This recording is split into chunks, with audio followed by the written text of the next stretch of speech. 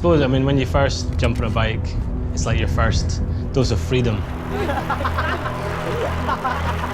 You know, you can constantly think of something new to challenge yourself. And it's kind of like a game that you'll never get bored of.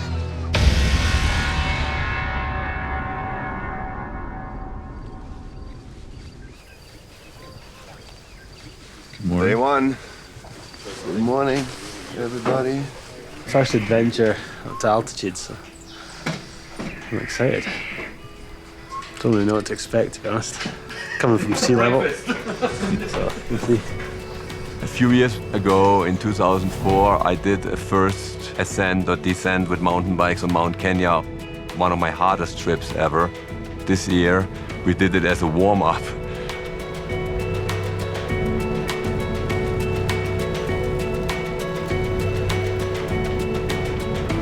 I mean, when you get asked by Hans Ray to go on a trip up Mount Kenya and Kilimanjaro, then you're not going to say no. One of those once-in-a-lifetime opportunities, really. The initial idea of this trip was actually from Gerhard Czerner. He's our third rider on this team. He has a lot of mountaineering experience. Kilimanjaro would be the highest point on bike I reached ever, so I'm pretty excited about that. I've lived all my life at sea level, and we're going up to almost 20,000 feet if we summit on Kili. You know, uncertain about how my body's going to cope. So we had to find a way to get used to this altitude. It was suggested to go hiking at Mount Meru, but we are mountain bikers and we wanted to bike. We thought, okay, let's go to Mount Kenya before for acclimatization, and then to Kilimanjaro. Some might say it is crazy.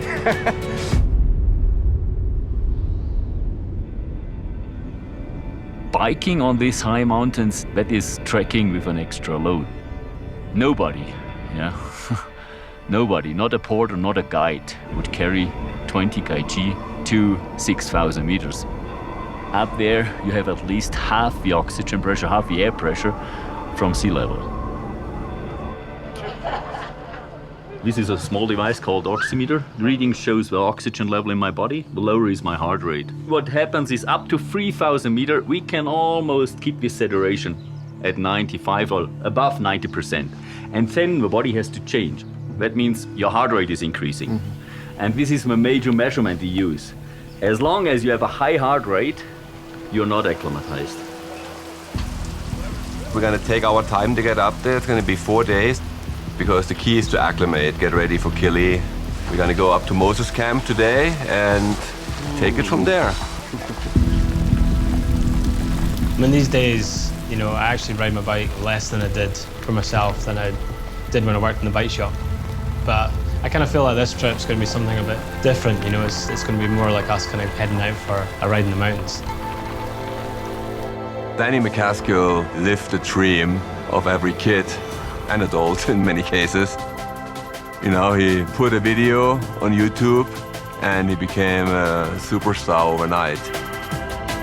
After Danny's first video, I felt a little bit sorry. I was like, what is this guy gonna do next? It's impossible to top it. But looking back now, the last 8 years, and what Danny has done is just like unbelievable.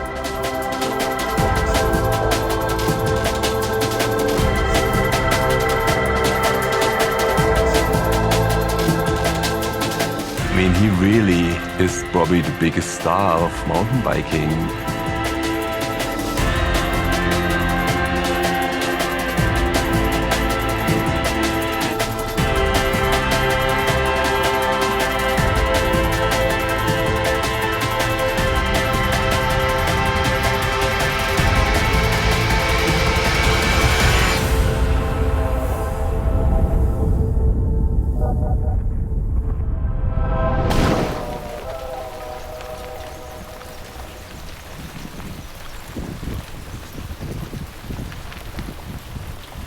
And unfortunately, I didn't really have much time to prepare for the trip.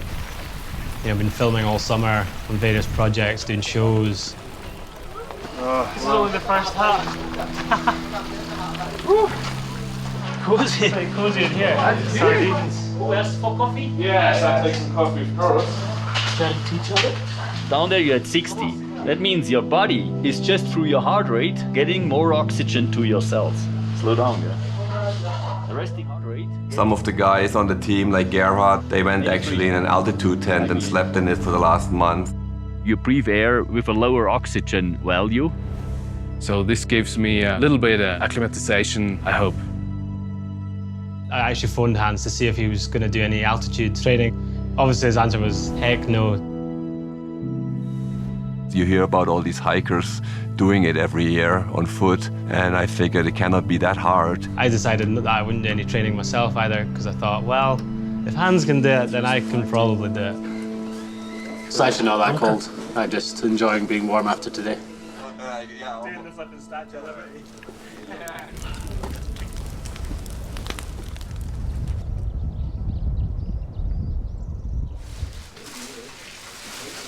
Felt a little bit rough today, but yeah, we're good. I only got to climb 900 meters today, so I'm sure I'll be feeling a little bit rougher after that. It's quite a tough day today because we are doing 2 stages in one. Usually you have a camp in between to get used to this altitude, but we had to do it in one stretch because we were running out of time. Really hard going, and you're going so slowly. You just get dizzy because you have less oxygen in your body. Turns out Hans is a total beast and was really schooling me up the hills the whole time. Come to Africa, he said. It'll be fun, he said.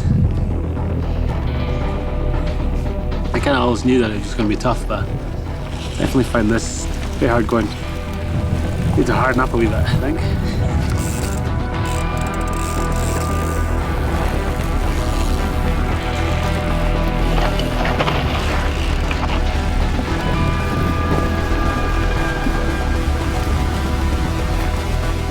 I mean, the whole point of being there was to get up to altitude and acclimatise, and more importantly, make it up to the top of Kilimanjaro. I left my bike behind and had it picked up and taken up to the hut, and I carried on just by foot and do what I can to avoid getting altitude sickness. When you go up in these high mountains and expeditions, experience, I think, pays off. You know, Hans really was at the start of, mountain biking.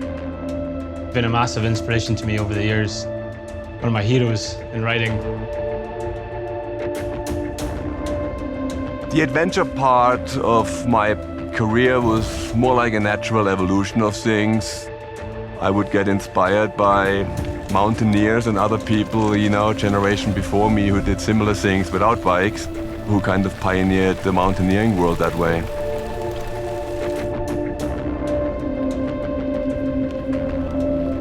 At least it took us, I think, about 10 hours to reach the camp. It was pretty exhausting. Yeah, you made it. That was a tough day, man. And I was by far the worst, I think, in the group.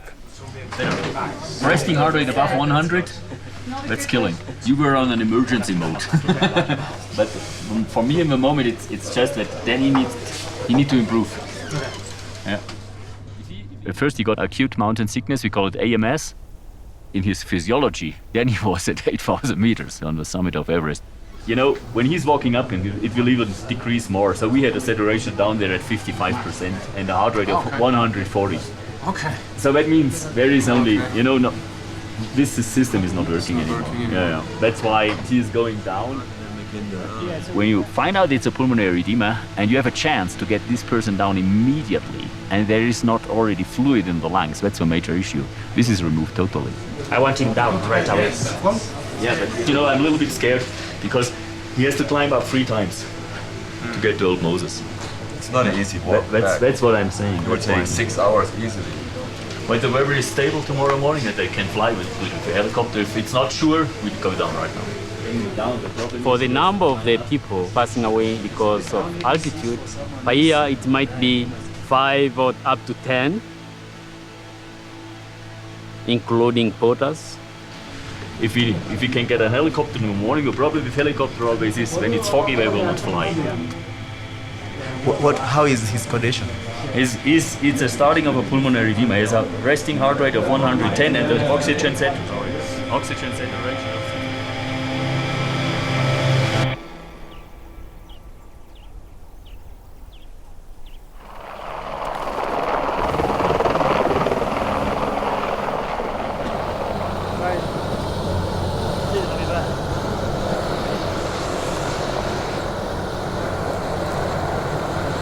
From my point of view, for Danny it's over. We have 3 days now off before we're going for Kili, and I think that's not enough time to get a regeneration.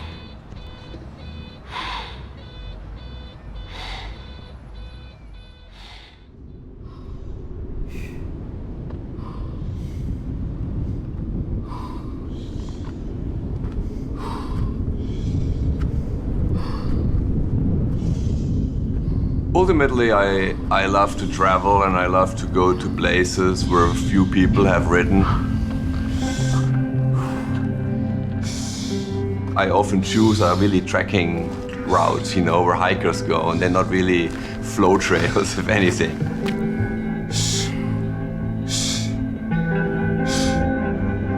A mountain is nothing you have to conquer, I think, so it's more you have to get in touch with this mountain, try to reach the top. Yeah, that's...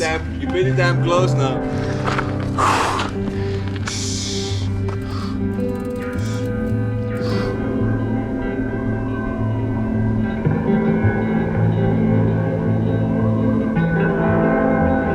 Oh, we made the first goal.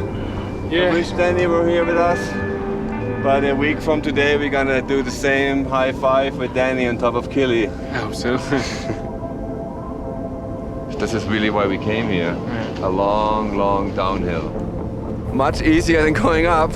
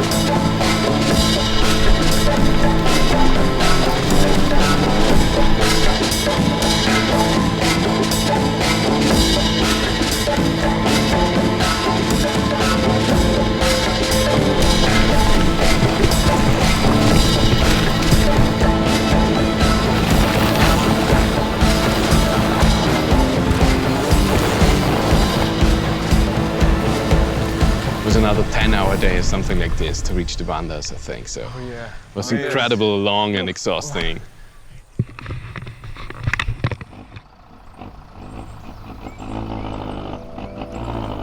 We took a lot on here to do both mountains, but we also thought it would be a very special thing to be actually the first people to do them both back to back.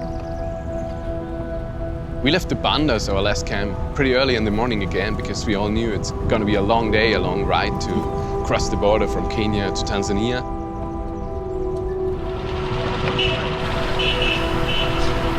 How are you feeling? Feeling better? So glad you're back, man. Yeah. Back to life. They took a few x-rays, and to my relief, you know, there was the beginnings of some fluid, but nothing serious enough to stop me from heading to Kilimanjaro. Jumped in a bus and headed through to Tanzania, which took us about 18 hours. So the motivation for this trip for me is not just reach a goal over there. The other thing is to explore new areas, to get in touch with other people. So I thought it would be great to give something back to the country where we are traveling in. Wellbuilt for Life is a non-profit charity that my wife Carmen and I started together in 2005, and we give bikes to people in need of transportation in developing countries. We distribute somewhere between 800 and 1,200 bikes a year. Personally, for me, the highlight was really to meet some of the people that I met at this very same village 3 years ago. The bikes are making such a big impact in this entire community. A bike can be the difference between education or not, health care or not. So mobility is really key. I didn't have no idea how big the change of a life can be just because of a bike. We have met people who ride their bikes 18 kilometers one way to go to work. So there are people who would have been jobless, but now they have jobs because they have the means of transportation. I've been fortunate enough to be a professional bike rider for 30 years, and I just want to give a little bit back, that's all.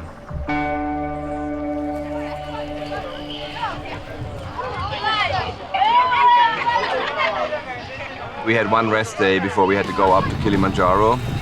It was cool to just cruise around in the foothills of Kilimanjaro and to the villages. You know, it was a good feeling kind of getting back on the bike. My lungs had kind of settled down a little bit. I didn't feel like I was going to die. It was pretty amazing to see him be recovered after just one day. A few of the locals were coming out and watching, and there's also some kids that had bikes of their own. Were showing us a thing or two. That just shows you what a universal tool the bicycle is. People can relate to it. You start doing some tricks and you put a smile on their face.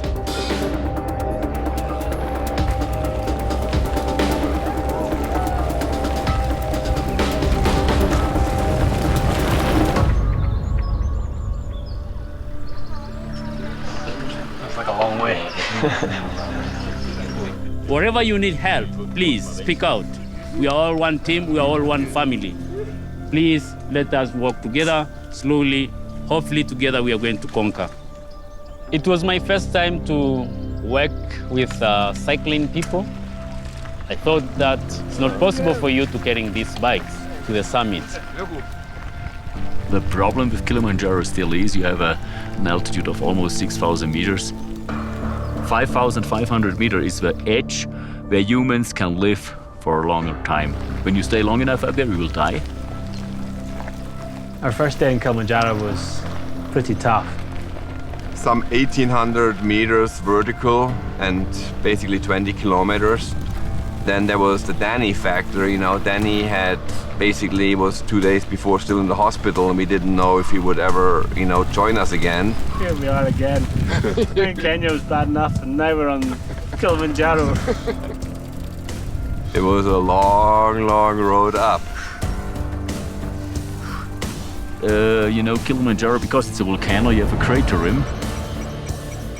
The main summit is like you go from Kilimanjaro, you go over to Stella Point, which is an hour, and then it's even half an hour up to the main peak called Uhuru Peak. They say about 5 to 10% only reaching Uhuru.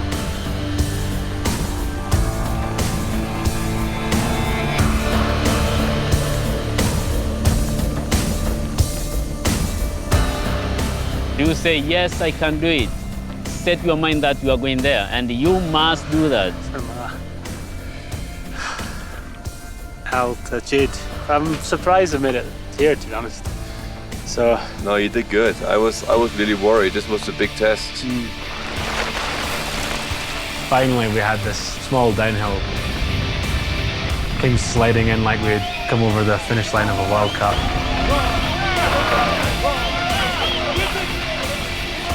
Good fun and a nice feeling to get the first day on Kili out of the way. Tomorrow we're heading up to Kibo Hut, which is going to be our base, for heading up to the summit, and it's around 4,700 meters. Just really hope I can acclimatise to Kibo. That's all that matters. Key is today just to go as slowly as possible up to the next hut. I'm going to try my best. It was rough, but it looked like it would be a lot of fun on the way down, and that's one of the things that kept motivating us.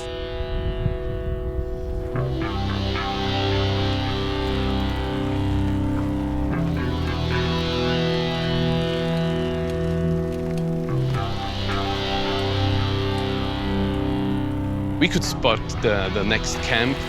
So we thought about, yeah, maybe it's 2 hours, 2.5 to go there. But once we started going into this section, we knew that, okay, this will last forever.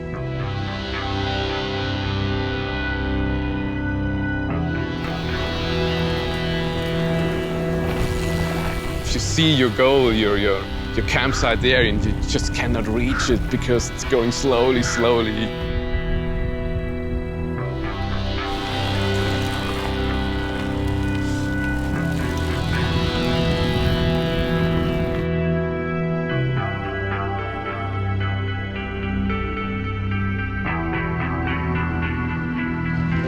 For 7 hours and 12 minutes. What? Yeah, I think this next climb is going to be a beast. But made it this far. Can't quite believe it. Hopefully I'll get my bike up onto the summit.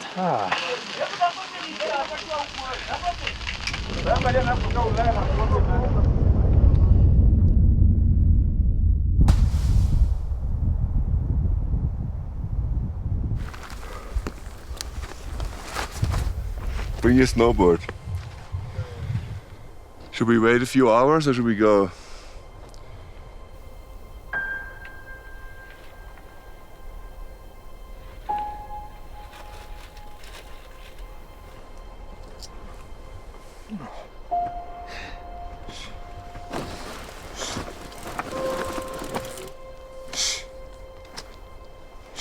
Climbing in the dark was a good move. All you can see is 2 meters ahead of you, step after step after step, slowly making our way up this long, gravelly climb. It's just a death march to the top.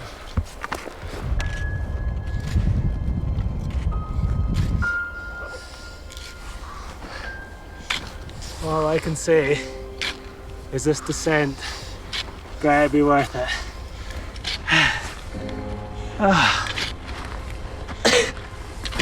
I mean, the view is, but the descent better.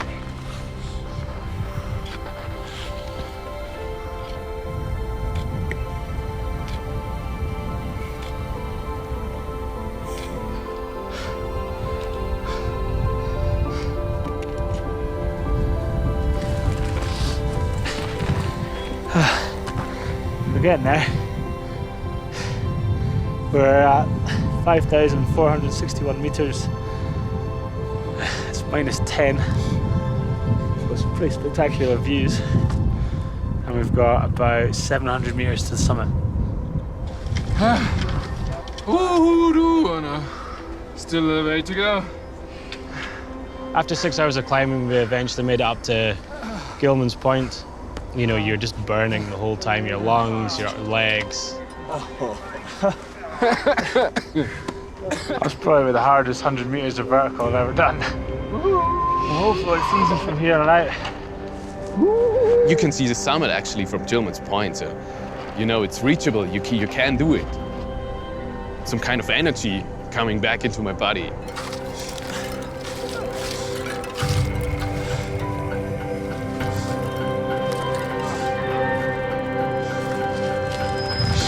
Stella Point, another one of those landmarks.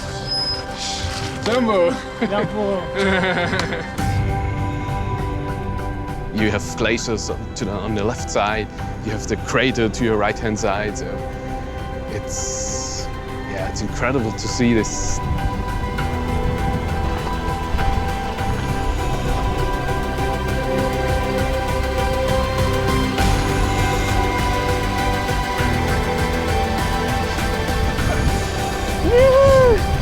Oh my God. Oh man, I can't believe it. Made it, guys. We'd finally done it, you know, it was hard to believe, to be honest.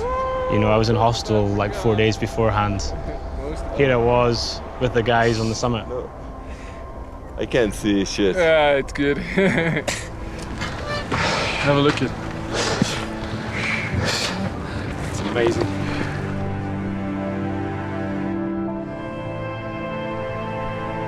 It was important to summit, but it was really more about turning those bikes around, pointing them down.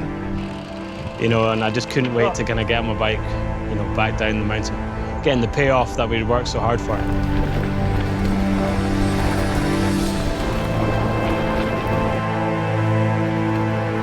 4,000 meters, some 13,000 feet of vertical, over 40 kilometers.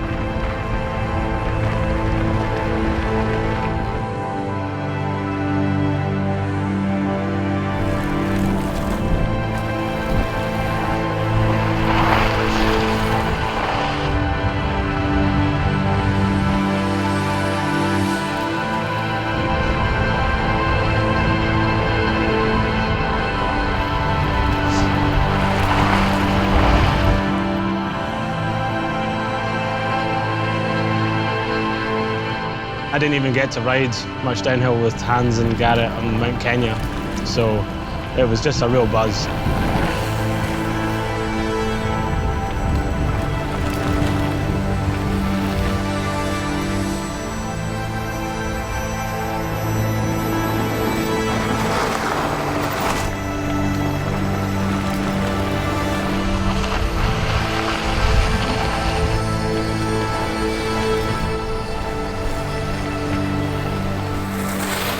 Once we'd just come down this 1,000-meter face down into Kibo Camp, all the porters were waiting for us and cheering, and yeah, it was a really cool scene.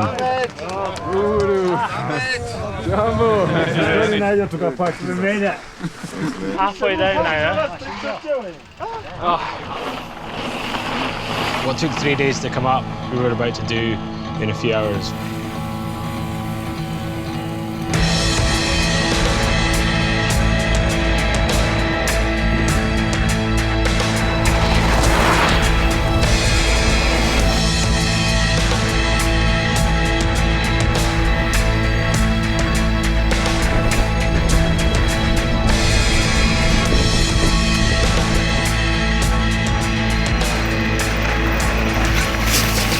When you're on these trips and you're 6 or 7 days out on a mountain, you just focus on the moment and forget about everything else in your life.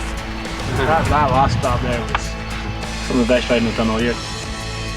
They all add up to the big picture, and there's so many little impressions and things we experienced along this way.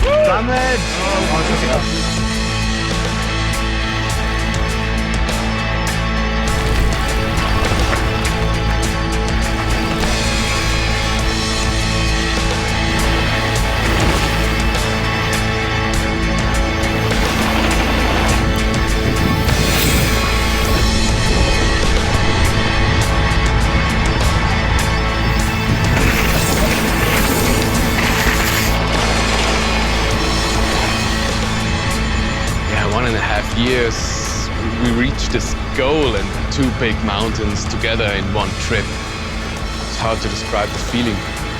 This road is amazing. Welcome. Cheers. Cheers. You know, this has definitely been one of the biggest challenges I've ever done and probably ever will do.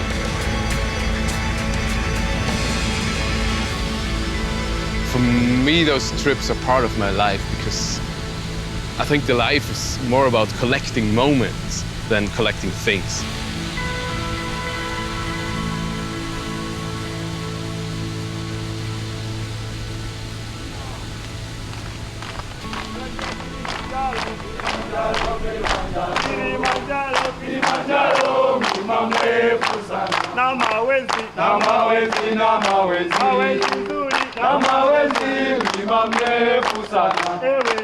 Ewe nyoka, ewe nyoka, ewe nyoka, mbona wanizunguka, wanizunguka, wanizunguka, wanizunguka, wataka kunila nyama. Kilimanjaro, Kilimanjaro, Kilimanjaro, Kilimanjaro, mlima mrefu sana. Na mawenzi, na mawenzi, na mawenzi, na mawenzi, mlima mrefu sana. Ewe nyoka, ewe nyoka, ewe nyoka, ewe nyoka, mbona wanizunguka, wanizunguka, wanizunguka, wanizunguka, wanizunguka, wataka kunila nyama. Wetu mwakaribishwa Kilimanjaro, hakuna matata.